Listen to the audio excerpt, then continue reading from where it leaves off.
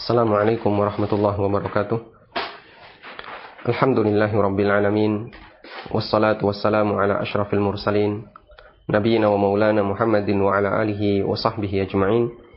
Wa asyhadu an la ilaha illallah wahdahu la syarikalah wa asyhadu anna Muhammadan abduhu wa rasuluh sallallahu alaihi wa ala alihi wa sahbihi wa sallama tasliman katsira. Tsumma amma ba'd.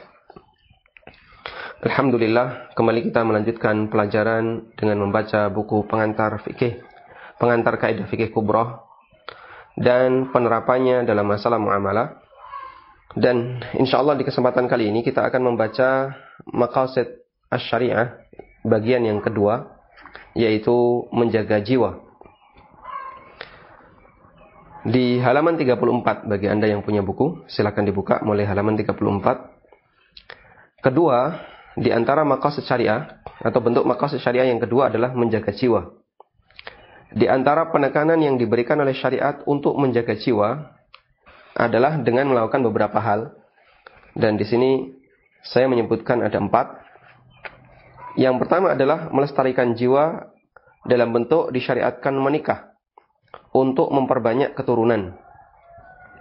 Allah Subhanahu wa taala berfirman, "Wa min ayatihi an khalaqa lakum min anfusikum azwaja litaskunu ilaiha wa ja'ala bainakum mawaddatan wa rahmah." Dan di antara tanda kekuasaan Allah adalah Dia menciptakan untuk kalian azwajan, pasangan. Azwaj maknanya adalah pasangan. Sehingga bisa lelaki, bisa perempuan. Litaskunu min anfusikum, dan itu dari jenis kalian. Sehingga istri bagi lelaki adalah manusia dan suami bagi seorang wanita juga manusia. Karena dia sejenis dengan kalian, artinya sama-sama memiliki atau sama-sama berjenis yang sama, yaitu sama-sama manusia. Jika jin pasangannya jin, binatang pasangannya dengan binatang yang sejenis. Wa min ayatihi an khalaqa lakum min anfusikum azwaja. Bagian dari tanda kekuasaan Allah adalah Allah ciptakan untuk kalian pasangan yang berasal dari diri kalian. Artinya pasangan yang sama-sama manusia. Dan ini jadi dalil bahwa tidak mungkin manusia menikah dengan selain manusia, menikah dengan jin. Karena itu tidak satu jenis.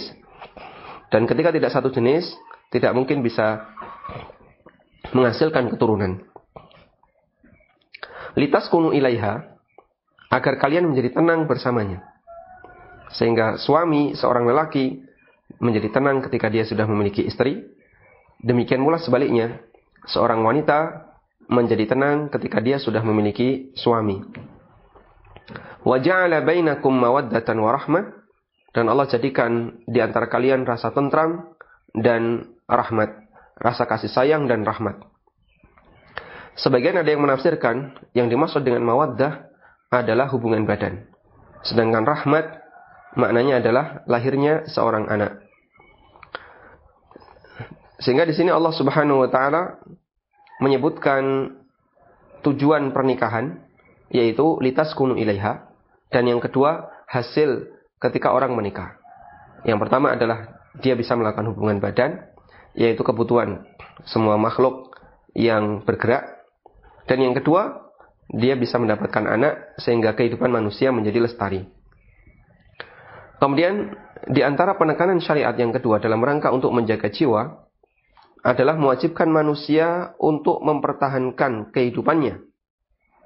Sehingga Allah wajibkan mereka untuk makan, Allah wajibkan mereka untuk minum. Bahkan dalam kondisi kelaparan, Allah bolehkan mereka untuk makan bangkai. Sebagaimana yang Allah firmankan dalam Al-Quran, "Ya bani Adam, khudhu zinatakum inda kulli masjidin." Wahai bani Adam, gunakanlah perhiasan kalian. Maksudnya adalah zinah az-zahir, zinah az-zahirah, perhiasan yang nampak. Dan itu adalah pakaian. Inda kulli masjidin, ketika kalian berada di masjid atau ketika menuju masjid. Dan itu bantahan bagi orang-orang musyrikin, di mana mereka ketika tawaf di Masjidil Haram, mereka tidak mau menggunakan pakaian dengan alasan pakaiannya pernah dipakai untuk maksiat. Wa kulu washrabu, makan dan minumlah kalian, wala tusrifu, tapi jangan berlebihan. Innahu la yuhibbul musrifin. Sesungguhnya Allah Ta'ala tidak menyukai orang yang berlebihan. Allah juga menjelaskan apa saja makanan yang dilarang dan kondisi ketika manusia dalam kondisi atau keadaan ketika manusia dalam kondisi terpaksa, maka dia diperbolehkan untuk mengkonsumsinya. Allah berfirman, "Faman ittara fi makhmasatin ghaira mutajanifin li itsmin, fa innallaha ghafurur rahim." Barang siapa yang terpaksa karena kelaparan tanpa kesengajaan untuk berbuat dosa, sesungguhnya Allah Ta'ala Maha Pengampun lagi Maha Penyayang. Artinya dia diperbolehkan, silahkan makan dan mengkonsumsi makanan yang haram tadi, dan Allah Subhanahu wa Ta'ala mengampuni kesalahan semacam ini. Kemudian syariat juga memberikan keringanan ibadah bagi yang memiliki uzur untuk melangsungkan kehidupannya. Misalnya orang yang sakit, dia boleh tidak puasa. Atau orang yang sakit, dia boleh sholat dalam kondisi yang berbeda, sambil duduk atau sambil berbaring atau yang lainnya. Dan itu tujuannya adalah dalam rangka menjaga agar manusia ini tetap bisa bertahan hidup. Salah satunya. Kita bisa bayangkan, andaikan orang sakit itu tetap diperintahkan puasa sebagaimana orang yang sehat, maka akan ada resiko yang besar di sana. Dan bagian dari hikmah syariat, Allah Subhanahu wa Ta'ala membolehkan bagi orang yang sakit untuk tidak berpuasa, ketika sholat boleh melakukan gerakan sholat yang berbeda, agar tidak menyulitkan bagi mereka, dan itu kembali kepada penjagaan jiwa.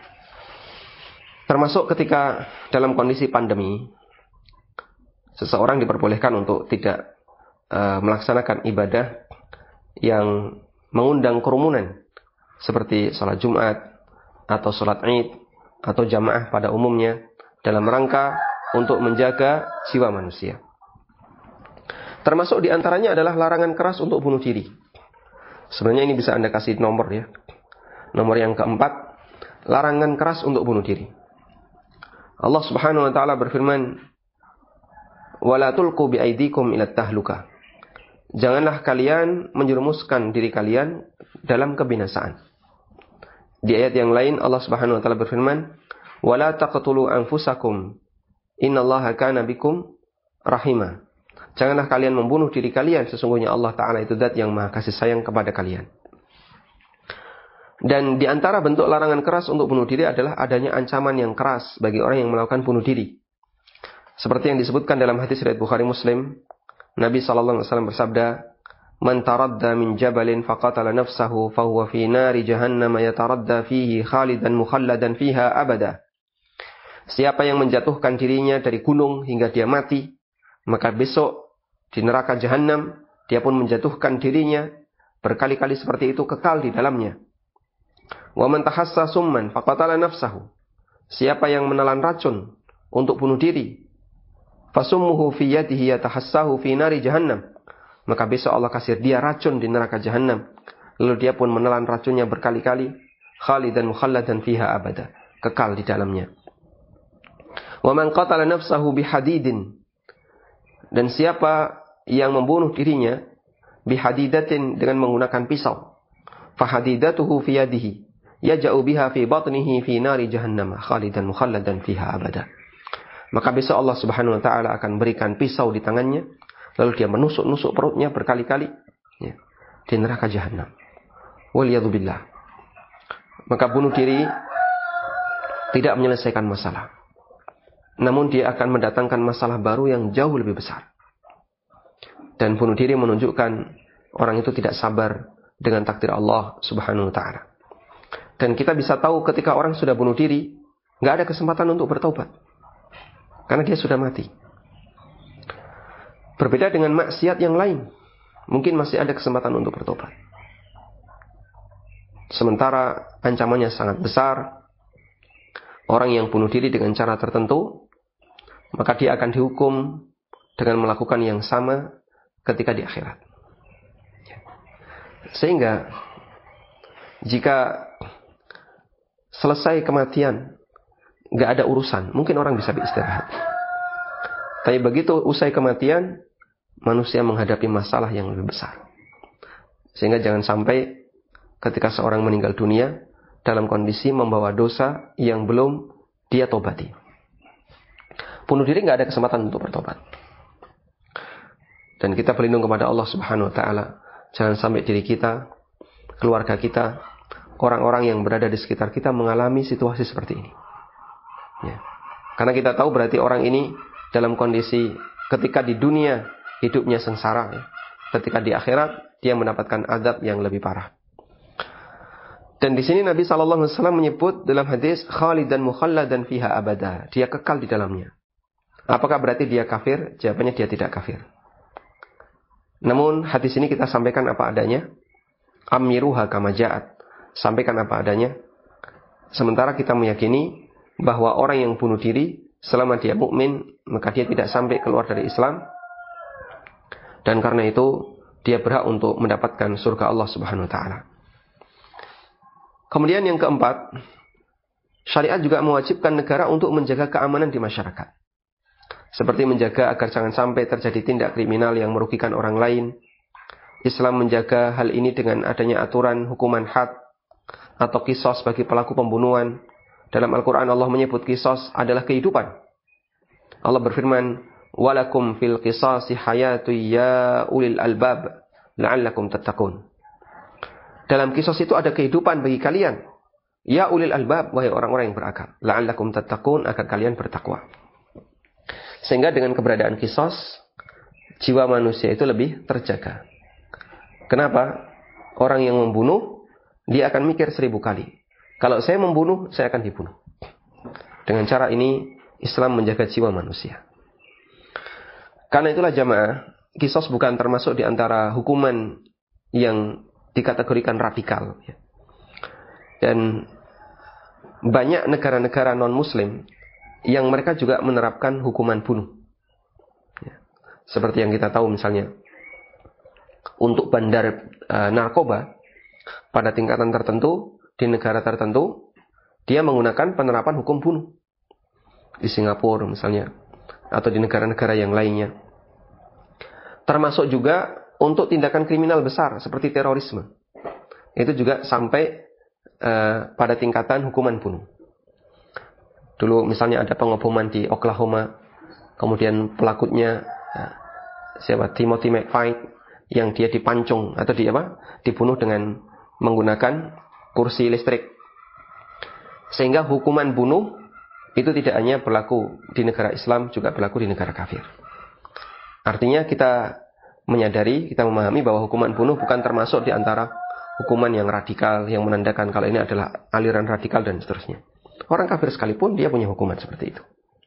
Baik, ini 5 hal yang ditekankan oleh syariat, yang itu menunjukkan bahwasanya syariat menjaga jiwa manusia, dan itu bagian dari maqasid asy-syariah. Tadi kita sebutkan ulang. Pertama adalah disyariatkannya pernikahan. Yang kedua, manusia diwajibkan untuk mempertahankan hidupnya. Yang ketiga, syariat memberikan uzur bagi orang yang tidak bisa beribadah agar menjaga keselamatan jiwanya. Yang keempat, syariat melarang keras bunuh diri. Yang kelima, syariat mewajibkan negara untuk memberikan penjagaan keamanan bagi para penduduknya. Berikutnya, yang ketiga adalah menjaga akal. Akal merupakan kelebihan yang menjadi pembeda antara manusia dengan makhluk kasat mata yang lainnya, dengan binatang. Dengan kelebihan akal, Allah berikan beban syariat kepada manusia. Allah Ta'ala berfirman, Inna aradnal amanata ala samawati wal ardi wal jibal. Fa'abayna ayyahmilnaha wa ashfaqna minha wa hamalahal insan. Sesungguhnya kami telah menawarkan amanat kepada langit, bumi, dan gunung-gunung. Maka semuanya enggan untuk memikul amanat itu, dan mereka khawatir akan mengkhianatinya. Dan dipikulah amanat itu oleh manusia. Yang dimaksud amanat di sini adalah amanah menjalankan syariat Allah. Dulu Allah Subhanahu wa taala perintahkan kepada langit, bumi, gunung untuk melaksanakan syariat itu. Dengan perjanjian, jika mereka berhasil dapat surga. Tapi kalau mereka gagal, mereka akan dihukum di neraka. Namun, subhanallah, makhluk-makhluk yang besar seperti ini, Allah katakan dalam ayat di surat Al-Ahzab ayat 72, wa ashfaqna minha, mereka pun ketakutan. Mereka ketakutan untuk mengembannya. Fa abaina ayyahmilnaha wa ashfaqna minha. Mereka enggan untuk mengembannya dan mereka ketakutan untuk mengembannya. Wa hamalahal insan, namun kemudian diemban oleh manusia. Dan Bapak Ibu bisa perhatikan, manusia diberi oleh Allah Subhanahu wa taala tugas syariat di usia berapa? Di usia 15 tahun. Di usia balik. Padahal langit, bumi, dan gunung nggak sanggup untuk mengemban syariat ini. Tapi syariat itu diberikan kepada manusia. Dan itu tidak menunggu dia berusia 60 tahun, 40 tahun. Tapi di usia 15 tahun. Dan kita tahu manusia di usia 15 tahun itu ya, belum matang. Ya. Masih banyak kelemahan dari sisi mental. Fisiknya juga belum sempurna. Ya. Dalam arti kekuatannya belum mencapai kekuatan puncak. Berbeda kalau dia sudah berusia 30 tahun ke atas. Atau 25 tahun ke atas. Ini menunjukkan bahasanya manusia itu punya potensi yang Masya Allah. Sampai Allah Subhanahu wa ta'ala berikan tugas syariat kepada mereka. Di saat mereka di usia 15 tahun yang itu masih jauh di bawah kondisi kematangan. Nah, dengan sebab manusia harus mengemban amanah, Allah berikan kepada mereka modal akal. Karena itu agama melindungi akal sebagaimana melindungi nyawa. Beberapa upaya syariat dalam rangka melindungi akal. Yang pertama, membimbing akal dengan mengajaknya memikirkan hal yang bermanfaat. Seperti merenungkan ayat-ayatnya, baik ayat kauniyah maupun syar'iyah. Allah berfirman, awalam yanzuru fi malakutis samawati wal ard. Wa ma khalaqallahu min syai'. Apakah mereka tidak memperhatikan kerajaan langit dan bumi dan segala yang diciptakan oleh Allah Subhanahu wa taala? Allah juga berfirman, afala yatadabbarunal Qur'an am ala qulubin aqfaluha. Sehingga kita diajak oleh Allah untuk berfikir, memikirkan sesuatu yang bermanfaat. Berarti memikirkan sesuatu yang bermanfaat itu bagian dari apa? Menjaga akal. Bagian dari menjaga akal adalah menggunakan akal itu untuk memikirkan sesuatu yang bermanfaat. Karena itu kita juga diminta untuk belajar dan memohon kepada Allah tambahan ilmu. Sebagaimana yang Allah firmankan di surat Thaha ayat 114, wa qur rabbi zidni ilma. Katakanlah, Rabbi zidni ilma, wahai Rabbku tambahkanlah ilmu untukku. Dan menambah ilmu yang dimaksud di sini adalah ilmu yang bermanfaat, adalah bagian dari bentuk menjaga akal. Kemudian syariat juga menjunjung tinggi akal dengan lebih memuliakan orang yang menggunakan akal. Maka orang yang berilmu lebih tinggi derajatnya dibandingkan yang tidak berilmu. Yarfa'illahu alladhina amanu walladhina utul ilma darajat. Allah Ta'ala mengangkat beberapa derajat orang-orang yang beriman dan orang yang berilmu. Allah Subhanahu wa taala juga tunjukkan apakah sama antara orang yang berilmu dan yang tidak berilmu. Di surat Az-Zumar ayat 9 Allah berfirman, "Qul hal yastawil ladzina ya'lamuna wal ladzina la ya'lamun?" Katakan wahai Muhammad, apakah sama orang yang berilmu dan orang yang tidak berilmu? Tentu jawabannya berbeda. Sehingga pertanyaan di sini dalam bahasa Arab pertanyaan disebut dengan istifham. Itu diistilahkan dengan istifham ingkari. Pertanyaan namun tujuannya dalam rangka untuk pengingkaran. Sama enggak antara orang yang berilmu dan yang tidak berilmu? Semua orang tentu sepakat jawabannya tidak sama. Artinya Allah Subhanahu wa taala lebih mengunggulkan orang yang berilmu dibandingkan orang yang tidak berilmu. Kemudian syariat juga menjaga akal agar jangan sampai terpengaruh dengan keyakinan tahayyul, keyakinan khurafat atau segala yang tidak masuk akal. Sebagaimana yang Allah firmankan di surat Yunus, larangan untuk memiliki keyakinan-keyakinan yang menyimpang seperti ini. Wa ya'buduna min dunillahi ma la yadurruhum wa la yanfa'uhum. Wa yaquluna haula'i syufa'auna 'indallah. Mereka, coba kita perhatikan ya. Mereka menyembah selain Allah. Sementara yang mereka sembah itu tidak bisa mendatangkan madarat dan tidak bisa memberikan manfaat. Tapi apa alasannya? Wa yaquluna, mereka mengatakan, haula'i syufa'auna 'indallah. Tuhan-Tuhan kami itu adalah pemberi syafaat kami di sisi Allah Ta'ala. Gimana jawaban Allah? Qul atunabbi'unallaha bima la ya'lamu fis samawati wala fil ard. Katakan wahai Muhammad, apakah kalian hendak menyampaikan informasi kepada Allah? Apakah kalian mau menyampaikan sebuah informasi kepada Allah, sementara Allah sendiri nggak pernah tahu kalau itu ada di langit dan di bumi? Sementara Allah nggak pernah tahu kalau informasi itu ada di langit maupun di bumi. Maksud ayat, dari mana kalian tahu bahwa jika mau berdoa harus melalui Tuhan-Tuhan selain Allah itu? Sementara mereka tidak berguna sama sekali. Padahal Allah Subhanahu wa Ta'ala sendiri tidak mengetahui ada seperti itu. Di mana akalmu?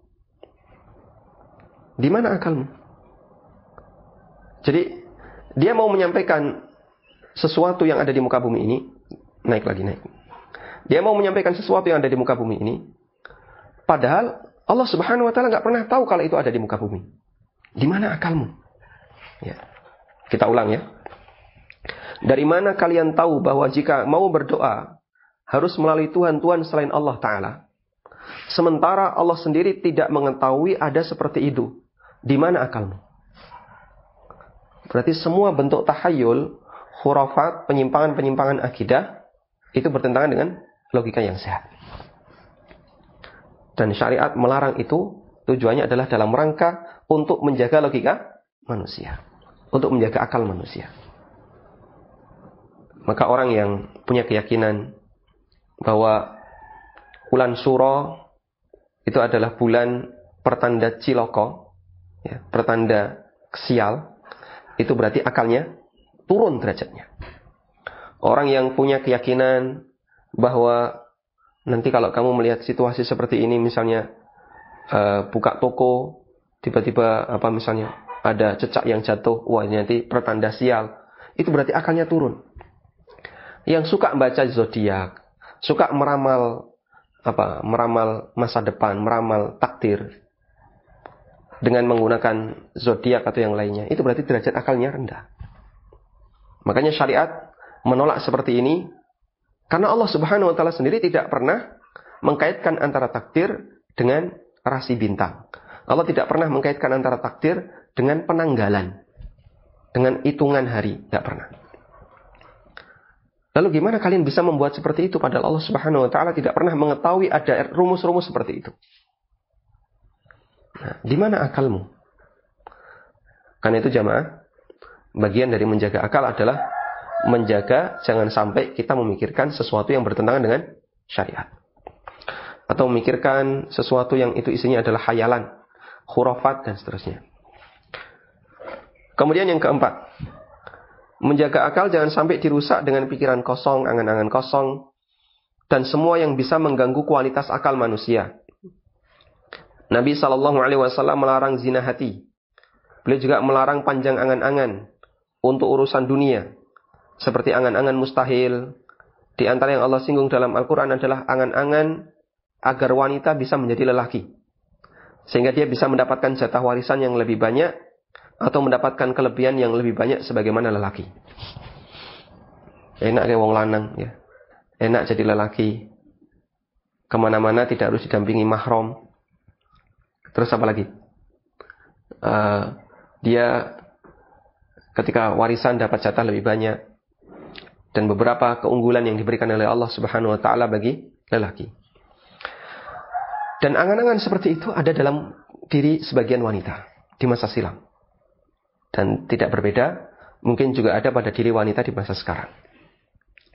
Allah berfirman, وَلَا تَتَمَنَّوْا مَا فَضَّلَ اللَّهُ بِهِ بَعْضَكُمْ عَلَى بَعْضٍ لِلرِّجَالِ نَصِيبٌ مِّمَّا اكْتَسَبُوا وَلِلنِّسَاءِ نَصِيبٌ مِّمَّا اكْتَسَبْنَ. Janganlah kalian berangan-angan untuk mendapatkan karunia yang Allah berikan kepada sebagian yang lain. Lelaki ada bagian daripada usaha mereka. Sebagaimana wanita juga ada bagian dari apa yang telah mereka usahakan. Sehingga masing-masing punya kelebihan tersendiri yang itu diberikan oleh Allah Subhanahu wa Ta'ala kepadanya. Meskipun secara umum lelaki lebih afdal dibandingkan wanita.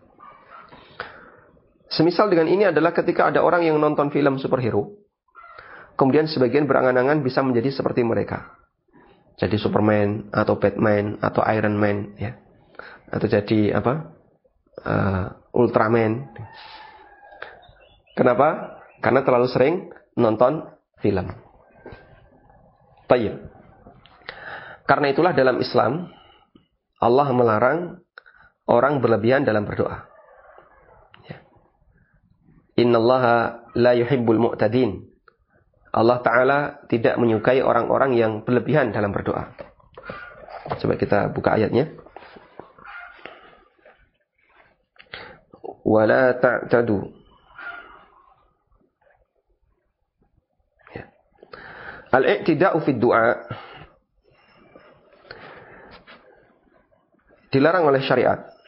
Innallaha la yuhibbul mu'tadin, karena sesungguhnya Allah Ta'ala tidak menyukai orang yang berlebihan. Dan bentuk i'tida'u fid du'a, berlebihan dalam doa, di antaranya adalah memohon kepada Allah untuk sesuatu yang mustahil. Misalnya apa? Berdoa, ya Allah, jadikanlah aku seperti Nabi. Nggak boleh kayak gitu. Kenapa? Karena mustahil manusia bisa jadi Nabi. Kemudian yang kelima, Islam juga menjaga fisik akal dengan melarang mengkonsumsi setiap makanan atau minuman yang bisa merusak akal, seperti khamr dan semua turunannya. Barang siapa yang melanggar bagian ini dengan minum khamr atau mengkonsumsi obat-obatan yang merusak akal, maka dia berhak untuk mendapatkan hukuman. Ya. Seperti yang Allah firmankan di surat Al-Baqarah ayat 219. Baik. Berarti menjaga akal itu ada dua. Pertama, menjaga fisik. Dan itu bentuknya adalah Allah melarang manusia jangan sampai merusak fisik akalnya dengan cara minum khamr atau mengkonsumsi obat-obatan terlarang. Yang kedua, menjaga isinya. Dan yang kedua ini lebih kuat penekannya dibandingkan yang pertama. Karena itu ada banyak perintah untuk yang kedua. Dan juga larangan untuk yang kedua. Perintah menjaga akal dalam bentuk isinya adalah akal kita diperintahkan untuk menggunakan akal memikirkan yang baik-baik. Menghafalkan Quran, membaca buku-buku agama, memikirkan hal-hal yang sifatnya positif. Sebaliknya, larangan untuk mengisi akal jangan sampai disibukkan dengan sesuatu yang tidak bermanfaat. Apalagi yang sifatnya bisa mendatangkan keyakinan yang menyimpang. Seperti tadi ya, punya keyakinan-keyakinan yang nggak benar, khayalan dan seterusnya. Tayyib. Nah, jamaah yang dimuliakan Allah Subhanahu wa taala, kita akan coba membandingkan antara penggunaan akal yang satu dengan yang kedua.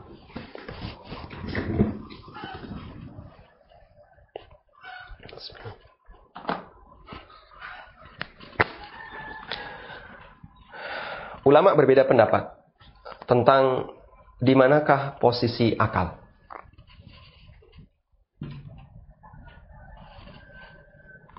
Apakah posisinya di hati? Dan yang dimaksud hati di sini adalah jantung. Yang disebut oleh Allah Subhanahu wa taala dalam Al-Qur'an dengan al-qalbu. Apakah posisi yang kedua di otak?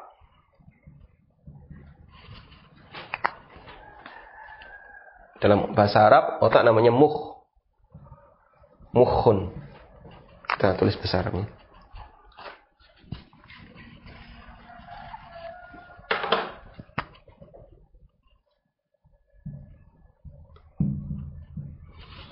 Apakah posisi akal itu di hati, al-qalbu, ataukah di al-mukh? Ada khilaf di antara ulama dalam masalah ini. Syekhul Islam juga membahas ini cukup panjang ketika berbicara tentang di manakah sentral pusat pertimbangan manusia. Di jantung ataukah di kepala. Dan wallahu ta'ala alam, kita tidak sedang membicarakan ini lebih detail. Baik di posisi pertama maupun di posisi yang kedua, zahirnya dua-duanya punya peran. Sehingga ketika orang memikirkan sesuatu yang berat, kadang terasa pusing. Ketika orang sakit hati, dadanya terasa sesak. Makanya ketika orang melihat sesuatu yang membuat dia sakit hati, ngelus duduk. Bukan ngelus batuk, ya, tapi ngelus duduk. Artinya baik posisi hati maupun posisi mukh, posisi otak, dua-duanya punya peran. Baik. Kalau kita perhatikan begini ya. Berpikir itu adalah fungsi utama akal. Sehingga manusia dikasih kesempatan oleh Allah untuk berpikir dengan menggunakan kelebihan yang dia miliki, yaitu akal. Masalah organ tempat akal itu di mana? Tadi ada khilaf di antara para ulama. Sehingga akal ini kalau bisa kita artikan, dia lebih bersifat maknawi, bukan bersifat fisik. Sehingga dia lebih bersifat maknawi, bersifat non konkret, yang bertempat pada organ, dan ulama khilaf organ mana yang lebih dominan. Tugasnya adalah berpikir.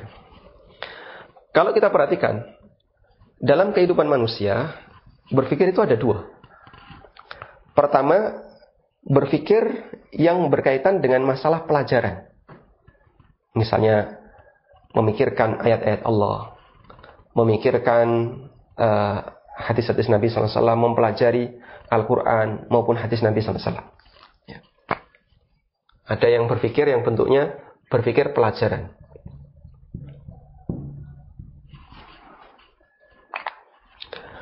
Dalam syariat, kita sangat ditekankan untuk berpikir bagian ini. Karena itu kita disyariatkan untuk menghafalkan Al-Quran. Kita disyariatkan untuk menghafalkan hadis Nabi SAW. Kita juga diperintahkan untuk mempelajari Al-Quran, mempelajari hadis Nabi SAW. Contohnya, firman Allah Subhanahu Wa Taala, Allah menyebut di antara ciri ahlul ilmi, ciri ulama adalah orang yang memiliki hafalan Al-Quran. Bal hiya ayatun bayinatun fi suduril ladina utul ilma. Al-Quran adalah ayat-ayat yang jelas, yang tersimpan di dada-dada orang yang berilmu. Sehingga Allah sebut orang yang punya simpanan Al-Quran dalam dadanya, dalam hafalannya, Allah sebut sebagai orang yang berilmu. Dan itu pujian. Menghafal hadis Nabi SAW juga ditekankan dalam syariat. Allah Subhanahu Wa Taala atau Nabi SAW menekankan dan memberikan keutamaan. Naddarallahu mra'an sami'a maqalati fawa'aha fa'addaha kama sami'a. Semoga Allah Ta'ala membuat wajah seorang hamba menjadi cerah, disebabkan karena dia sami'a maqalati, disebabkan karena dia mendengarkan ucapanku. Fawa'aha, lalu dia berusaha untuk menghafalkannya. Fa'addaha kama sami'a, lalu dia menyampaikan persis sebagaimana yang pernah dia dengar. Artinya apa? Dia menghafalkan hadis Nabi SAW, lalu disampaikan kepada orang lain sebagaimana yang dia hafalkan. Ya. Sehingga memikirkan pelajaran seperti ini, baik dengan menghafalkan Al-Quran maupun menghafalkan hadis Nabi SAW, adalah amalan yang sangat disyariatkan. Dan ini pengaruh pentingnya adalah memperbaiki logika manusia, ya. Memperbaiki akal, meningkatkan kualitas, yang lebih tepat, meningkatkan kualitas akal.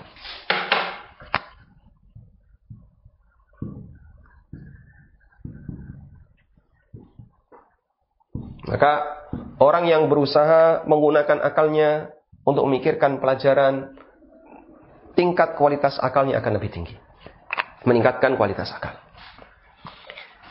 Yang kedua adalah berpikir masalah kehidupan, ya. Memikirkan masalah hidup. Untuk jenis yang kedua ini, kita bisa lihat syariat menekankan sebaliknya. Sebaiknya jangan terlalu dipikirkan. Artinya, berikan dia porsi, tapi jangan berlebihan. Karena kalau bagian ini terlalu dipikirkan berlebihan, justru sebaliknya, bisa menyebabkan stres. Dan stres itu penurunan kualitas dari akal. Karena itu syariat kita mengajarkan adanya tawakal. Tujuannya apa? Agar permasalahan hidup manusia yang dia tidak mampu untuk dia pikirkan, dipasrahkan kepada Allah Subhanahu Wa Taala. Syariat juga mengajarkan bentuk ridho kepada takdir. Ridho kepada takdir. Agar ketika kalian memiliki masalah atau punya keinginan, lalu keinginan itu tidak terwujud, Maka jangan sampai terlalu jadi beban pikiran. Dan salah satu di antara caranya adalah mengedepankan sikap ridha kepada takdir. Kemudian syariat juga menekankan tentang iman kepada takdir. Bahwa segala sesuatu ini telah ditakdirkan oleh Allah Subhanahu wa taala. Sehingga jangan terlalu berlebihan agar kalian tidak mikir berlebihan dalam masalah kehidupan. Nah, karena bagian ini ketika terlalu dipikirkan, nanti efeknya ya. Efeknya bisa stres. Terus apa lagi? Bahkan sampai efek yang lebih parah adalah bunuh diri. Dan itu sebabnya adalah orang terlalu memikirkan bagian masalah hidup. Cuman kalau kita perhatikan jamaah, orang kalau diajak mikir bagian ini, mereka terasa berat. Suruh belajar ilmu agama itu berat. Sehingga kalau dia diajak untuk belajar masalah fikih, diajak belajar tentang Al-Quran, suruh menghafal, Masya Allah, ya, merasa berat. Anehnya, dia bisa menikmati masalah ini. Padahal ini bisa bikin stres. Kadang kalau sudah memikirkan yang ini, nggak ada putusnya. Ya, hari ini dipikirkan, besok dipikirkan lagi, besok dipikirkan lagi, sampai melupakan yang pertama. Para peserta HSI, kalau sudah giliran mau ujian, itu Masya Allah, komentarnya Masya Allah ya. Padahal dia itu diajak untuk mikir ini. Mikir pelajaran. Yang itu sebenarnya meningkatkan kualitas agama. Tapi kalau sudah giliran mikir utang, itu nggak ada putusnya. Sudah ditenangkan, sudahlah nggak usah terlalu dipikirkan. Masalah musibah, sudahlah nggak usah terlalu dipikirkan. Tapi dia nggak bisa lepas. Kita lebih banyak kecenderungan mikir di bagian yang kedua dibandingkan bagian yang pertama. Dan wallahu ta'ala alam, kalau kita lihat realitas secara umum di lapangan, ya ini bukan penelitian, tapi kalau kita lihat sekilas saja. Mereka yang sibuk di bagian yang pertama, umumnya dihindarkan bagian yang kedua. Anda bisa perhatikan ya, para ulama. Mereka adalah orang-orang yang sibuk di bagian yang pertama. Bahkan ngajak masyarakat, mari bersama-sama kita mikir yang ini. Dan walhamdulillah, rata-rata kehidupan mereka dihindarkan dari yang kedua. Artinya, mereka punya masalah hidup. Tapi tidak lebih kuat dibandingkan masalah hidup yang dialami oleh orang awam. Akhirnya apa? Masyarakat awam ketika nggak kuat mikir masalah hidup, konsultasinya ke para ulama. Dia tanya ke ulama, Pak Ustaz, saya punya masalah seperti ini, saya punya masalah seperti ini, masalah seperti ini. Sekian puluh masalah ditampung oleh beliau. Apakah beliau nggak punya masalah? Beliau punya masalah. Beliau punya masalah dan beliau mendengarkan masalah banyak orang. Kok bisa seperti itu? Wallahu ta'ala alam. Jadi masalah pribadinya bagi beliau, karena beliau punya pemahaman, kita wajib tawakal kepada Allah, ridho kepada takdir Allah. Sehingga untuk bagian ini ikuti saja semampunya. Lebih dari itu pasrahkan kepada Allah. Tapi untuk bagian yang ini kita harus fokus. Ini masih banyak yang belum kita ketahui, belum kita pelajari, maka kita perbanyak. Allah Subhanahu wa taala hindarkan dari yang kedua karena dia sibuk dengan yang pertama. Itu gambaran secara umum aja ya, yang bisa kita lihat di lapangan. Mereka yang menghafalkan Quran, kita sangat yakin mereka punya masalah. Mereka yang sibuk belajar ilmu fikih, sibuk belajar ilmu agama, mereka juga punya masalah. Tapi anehnya masyarakat umum ketika punya masalah konsultasinya kepada mereka. Padahal mereka sendiri juga punya masalah. Di web konsultasisyariah.com itu kan ada salah satu kolom kirim pertanyaan. Dan Masya Allah ada puluhan ribu. Bahkan terakhir ketika saya buka lebih dari 100.000 email yang belum terbaca, saking banyaknya. Dan dominan orang yang ngirim email pertanyaan di situ adalah masalah keluarga, masalah ekonomi. Pertanyaannya bukan dari sisi fikihnya, bukan dari sisi hukumnya, tapi pertanyaannya mohon solusi, mohon solusi, mohon solusi. Baik. Karena itulah jamaah yang dimuliakan Allah Subhanahu wa taala. Coba kita lebih fokus bagian ini. Perbanyak mikir pelajaran, sehingga jangan takut untuk belajar, meskipun kelihatannya itu harus menambah tugas bagi Anda. Ya. Lagi belajar bahasa Arab, sudah takut duluan, Masya Allah. Padahal itu kan untuk menjaga kualitas akal. Disuruh menghafalkan Quran, mundur duluan. Padahal itu bisa meningkatkan kualitas akal. Tapi giliran dia punya masalah, dipikir terus. Dinasihati tawakal. Gimana ini kan masalah saya, mosok nggak boleh dipikirkan. Bukan nggak boleh dipikirkan. Kamu mikir kayak gini juga nggak selesai. Sehingga ketika manusia sudah nggak sanggup lagi untuk menyelesaikan, tawakal kepada Allah Subhanahu Wa Taala. Jadi di bagian ini pikirkan secukupnya. Ketika sudah di luar jangkauan manusia, maka kita disyariatkan untuk bertawakal. Dan hasil akhirnya, apapun yang terjadi, ridho kepada takdir Allah Subhanahu Wa Taala. Wallahu ta'ala alam. Ini sedikit tambahan yang bisa kita lihat tentang bagaimana syariat menyemangati manusia dalam penggunaan akalnya. Wallahu a'lam.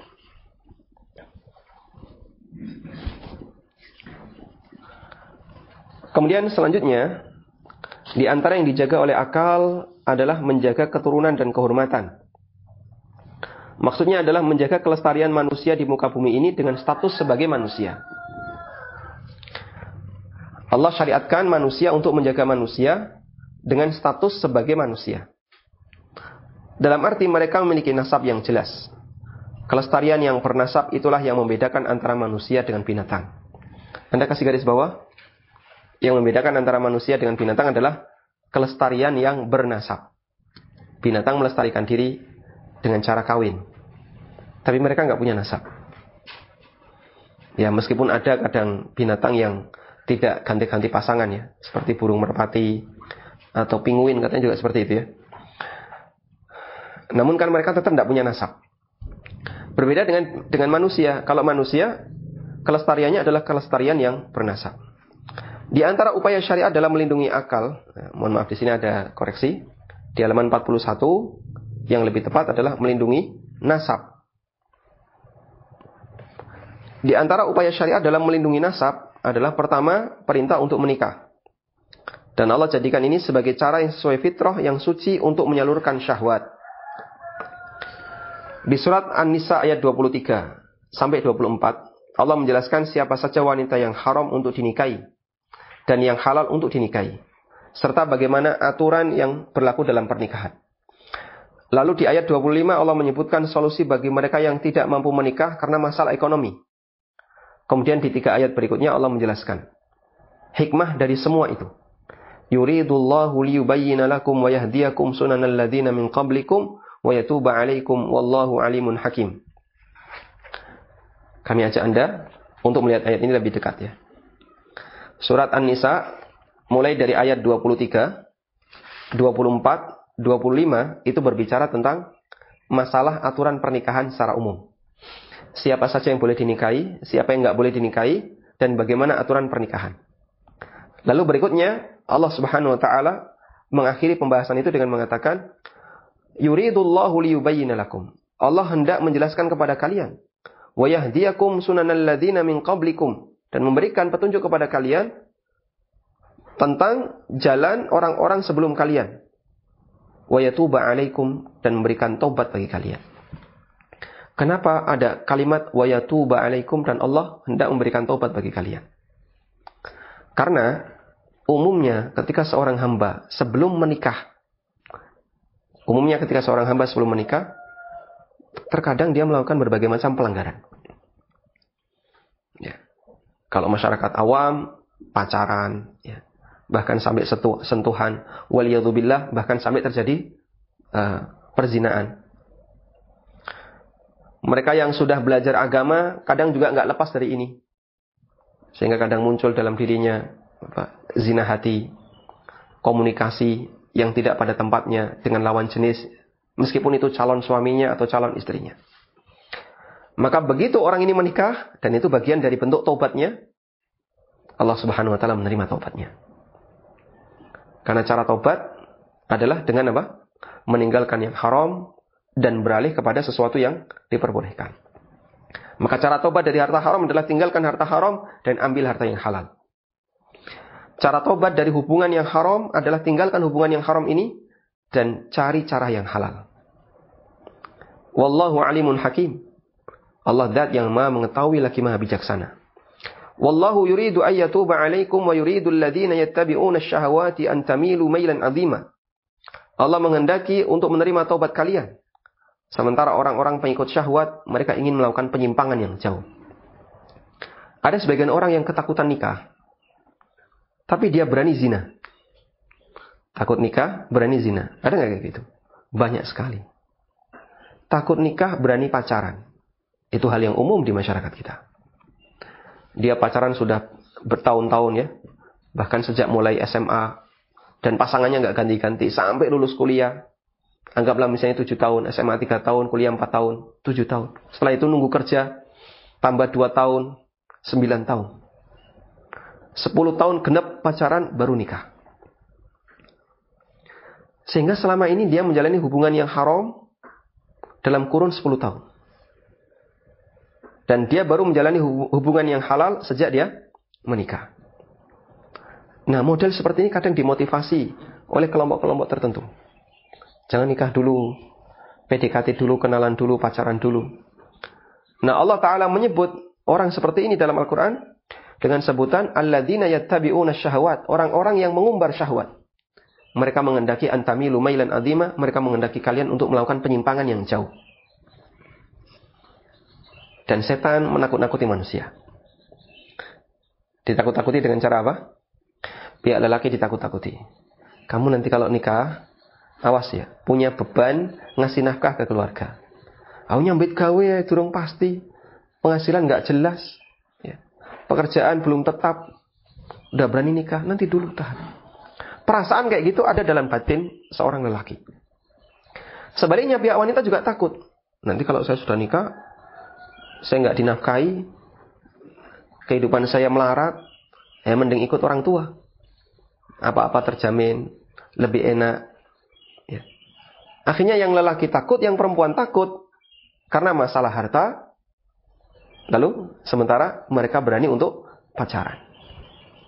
Makanya Allah Subhanahu wa taala membantah syubhat seperti ini yang itu ada di tengah umat manusia dengan penjelasan wa ankihul ayama minkum wassalihina min ibadikum wa imaikum iyakunu fuqara'a yughnihumullah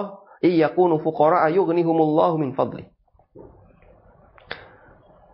Nikahkanlah orang-orang yang masih jomblo di antara kalian. Wa ankihul ayama minkum wassalihina min ibadikum wa imaikum. Dan budak-budak kalian yang baik yang laki maupun yang perempuan yang soleh. Iyakunu fuqara, kalau mereka fakir, yughnihumullahu min fadli, maka Allah Ta'ala akan memberikan kekayaan. Allah berikan kecukupan dari karunia-Nya. Ya. Ada di surat apa ini?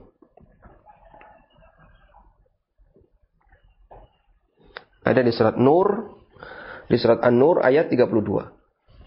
Iyakunu fuqara'a yughnihimullahu min fadli. Kalau mereka fakir, mereka enggak mampu, Allah akan kasih kecukupan.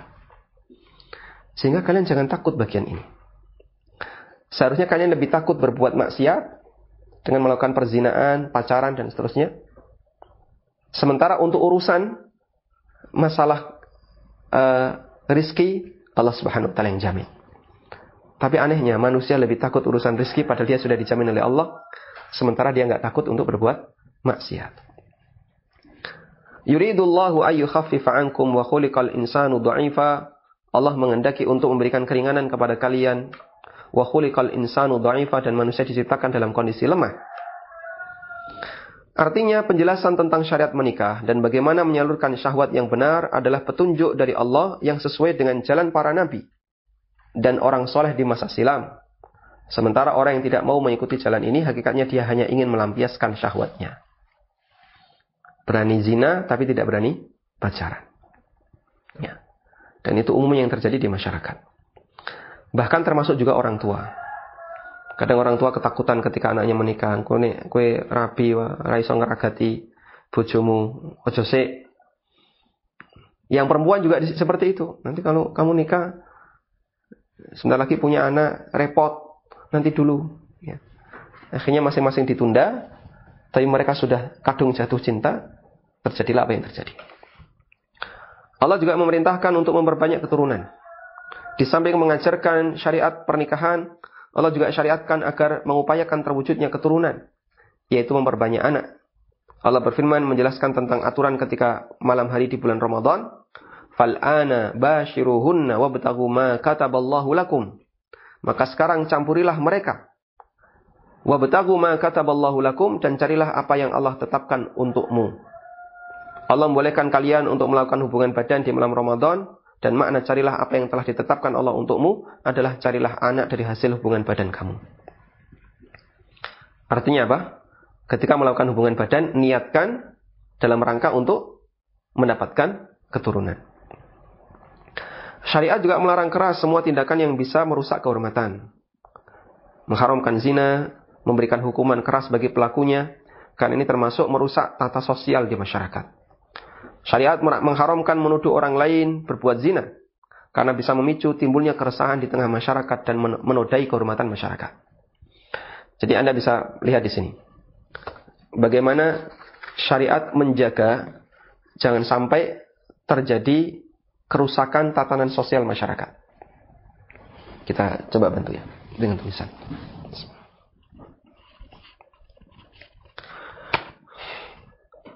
Kelestarian yang bernasab, itulah ciri khas manusia. Dan inilah yang dijaga oleh syariat, agar manusia lestari tapi jelas nasabnya. Maka dengan adanya prinsip ini, bagian dari maqasid syariah adalah menjaga an-nasl wan nasab, menjaga nasab dan hubungan keturunan. Menjaga kehormatan dan keturunan. Baik. Apa saja yang disyariatkan di sana? Di sana disyariatkan untuk nikah. Karena inilah satu-satunya cara agar manusia bisa diketahui jalur nasabnya. Dan syariat mengajarkan bahwa dalam menikah ada jaminan. Jaminan apa? Ada jaminan tercukupi kebutuhan. Allah Subhanahu wa taala memberikan janji itu dalam Al-Qur'an, "Iyakunu fuqara'a yughnihimullahu min fadli." Kalau mereka yang menikah itu dalam kondisi fakir, maka Allah Ta'ala akan memberikan kecukupan kepada mereka dengan karunia-Nya. Dan Allah Subhanahu wa taala melarang manusia untuk berzina. Ya. Larangan zina. Dan ada hukuman keras di sana. Tujuannya jangan sampai ada kerusakan sosial di masyarakat, ya, disebabkan karena beredarnya zina, sehingga nasab menjadi tidak jelas. Nasab menjadi tidak jelas. Yang kedua adalah, atau berikutnya adalah larangan tuduhan zina. Menuduh zina juga dilarang keras. Kenapa? Ini bisa memicu sangkaan nasab yang tidak jelas. Sangkaan nasab yang tidak jelas. Bisa menimbulkan kegaduhan di masyarakat. Misalnya gimana? Oh, si A ini hasil hubungan gelap, bapaknya nggak jelas. Wah, itu bisa rame. Nanti itu bisa merusak kehormatan si A. Atau si B setelah berzina sampai hamil misalnya. Itu juga bisa bikin ramai di masyarakat. Nanti merusak kehormatan anaknya dan seterusnya. Makanya zina dilarang. Larangan zina juga, tuduhan zina juga dilarang. Sehingga perzinaannya dijaga ketat, jangan sampai ini terjadi. Dan syariat juga menjaga ketat, jangan sampai tersebar berita-berita yang kayak gini di tengah masyarakat. Maka urusan seperti ini dibuat sangat ketat dalam rangka untuk menjaga kelestarian makhluk yang bernasab, yaitu manusia. Baik.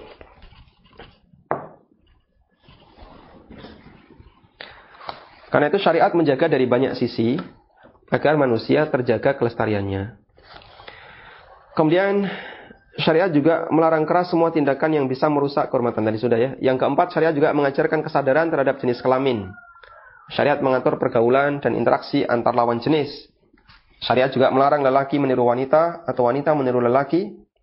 Dalam hadis Ibnu Abbas radhiyallahu anhuma, beliau mengatakan, "La'anallahu al-mutasyabbihina minar rijali bin nisa wal mutasyabbihati minan nisa'i bir rijal." Allah melaknat laki-laki yang menyerupai wanita, begitu pula wanita yang menyerupai lelaki. Wallahu ta'ala alam.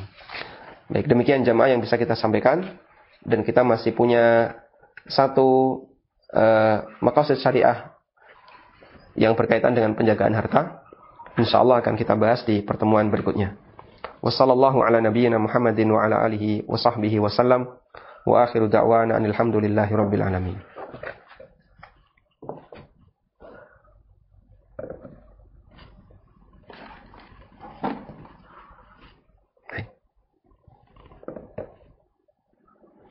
Silahkan. Halo, Assalamualaikum. Waalaikumsalam warahmatullahi. Ini Ustaz, Anda mau tanya gini. Kan kemarin kan bahas masalah apa itu tentang sabung ayam. Apakah itu ada kisahnya orang yang suka menyabung ayam itu, Ustaz? Dan apakah kisahnya itu sama dengan apa yang diperbuat orang yang menyabung ayam itu tersebut sewaktu sebagaimana di dunia ini, Ustaz? Apa di kisah juga seperti ayam juga? Apakah seperti itu, Ustaz? Mohon penjelasan. Syukran, jazakallahu khairan. Assalamualaikum warahmatullahi wabarakatuh. Waalaikumsalam warahmatullahi wabarakatuh. Apakah ada kisahnya ketika orang sabung ayam? Wallahu ta'ala alam, saya tidak menjumpai dalil tentang itu secara khusus.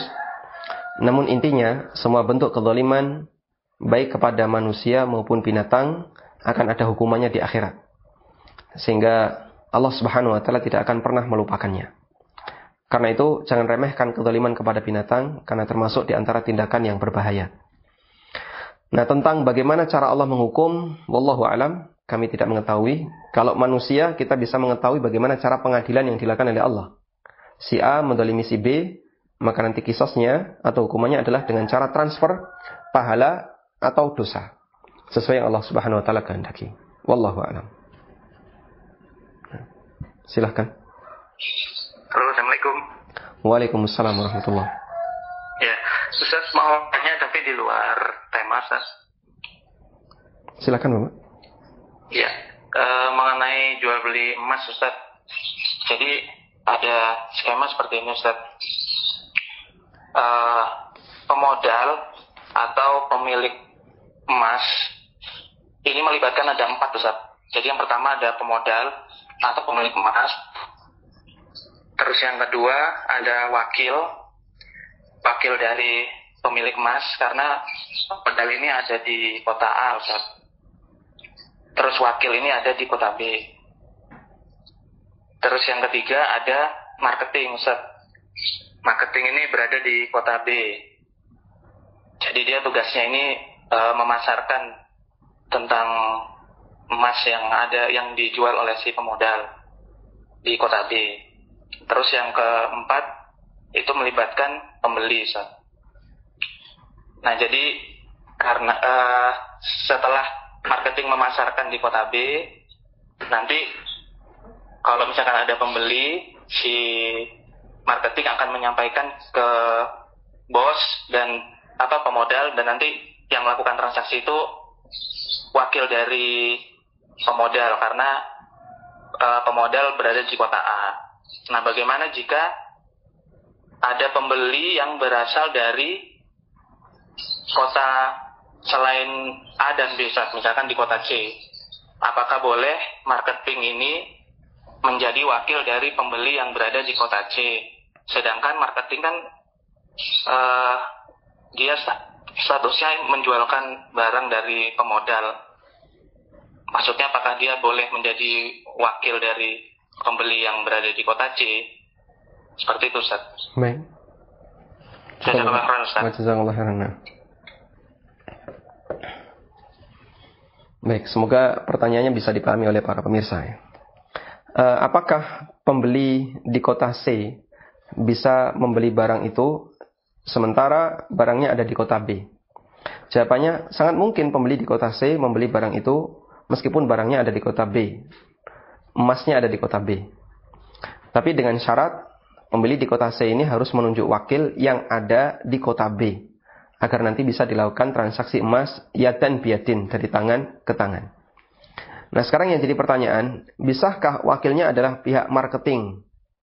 Bisakah wakilnya adalah pihak marketing?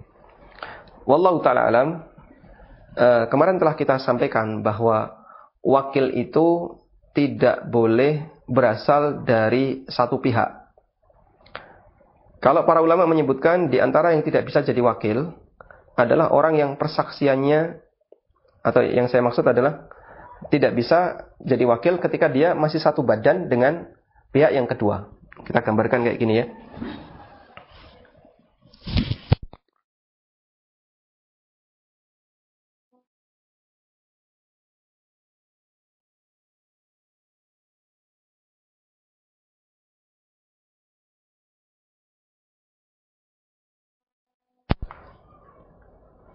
Urutannya tadi adalah pemilik emas. Ini ada di kota A. Kemudian dia punya wakil penjualan di kota B.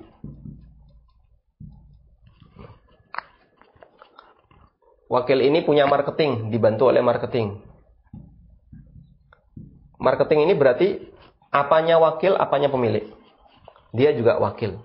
Status ini juga wakil. Wakil bagi siapa? Wakil bagi orang yang pertama. Sehingga dia wakil, ini kalau saya kasih tanda X, Y, ini wakil, bisa wakil dari X atau wakil dari Y. Berarti dia berada satu badan. 3 orang ini satu badan. Ini semuanya satu badan. Karena dia semuanya satu badan, maka berarti ketika ada konsumen, dia jangan nunjuk marketing sebagai wakil. Karena kalau dia nunjuk marketing sebagai wakil, berarti gini, konsumen, wakil konsumen. Nah, wakil konsumen juga wakil penjual. Wakil konsumen juga wakil penjual. Terus penjual. Nah, ini jadinya gimana? Satu orang ini merangkap dua pihak. Padahal nanti yang bertransaksi sama-sama wakil. Penjualnya ada di kota A. Sehingga jadilah yang bertransaksi wakil konsumen ini misalnya namanya Rudi. Wakil penjual juga Rudi. Nah, jadinya Rudi sebagai penjual dan Rudi sebagai pembeli. Jadinya Rudi dengan Rudi bertransaksi. Bisa nggak kayak gini? Nggak bisa. Makanya ketika marketing ini sudah jadi wakil bagi X atau Y, maka dia tidak bisa jadi wakil bagi konsumen. Terus solusinya gimana? Solusinya sediakan wakil orang lain yang bukan marketing, bukan pula satu badan dengan pemilik emas. Wallahu taala alam. Demikian yang bisa kita bahas. Semoga bermanfaat. Wassallallahu ala nabiyyina Muhammadin wa ala alihi wa sahbihi wasallam. Wa akhiru da'wana alhamdulillahi rabbil alamin. Wassalamualaikum warahmatullahi wabarakatuh.